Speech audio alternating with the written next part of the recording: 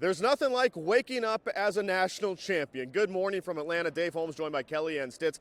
Incredible last night. It was easy, then it wasn't, but in the end, the Ohio State Buckeyes national champions. In the end, they did what they do best. They toughed it out and fought through adversity. When it was an 8-point game there in the fourth quarter with less than 4 minutes left, they stuck to their guns and they toughed it out to become the national champions and the first team to win in this historic expanded college football playoff. Your Buckeyes are the 2025 national championships and the first national title they've won in a decade, Dave. Yeah, first one they won.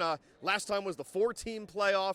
This time it's the first 12-team playoff. Let's just expand it to 16 next year so the Buckeyes can win under a new format again. Incredible stuff. And when I look at this team, Kelly, and I think of two things. The seniors, who came up short time and time again, going out on top, and Ryan Day, who heard more negative talk than any coach in America. Both those people must feel incredible right now. And Dave, I mentioned the adversity on the field, but there's a lot of adversity you just touched on. They had to battle through off the field. They could have crumbled. After that late November game, they could have crumbled, but instead they chose, as Jack Sawyer said in this Players Tribune article, they chose Plan B, to go and prove everybody wrong, fight together, and win a national championship. Well, I think it's safe to say that the words Ryan Day and hot seat no longer go together in the same sentence at all. Congratulations to Coach Day. Let's hear from him after the game.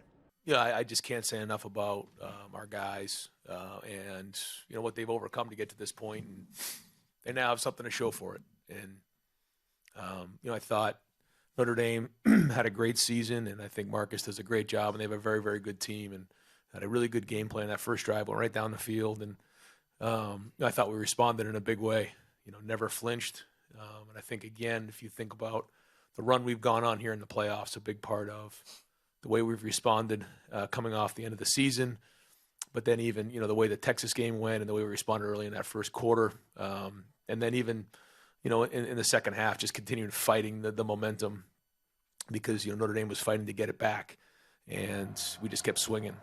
I feel so good for Ryan Day because so many people jumped on the hatred bandwagon, and I get it, right? You lose 4 straight to Michigan, this town won't be happy. But this whole idea that Ryan Day cannot win a big game.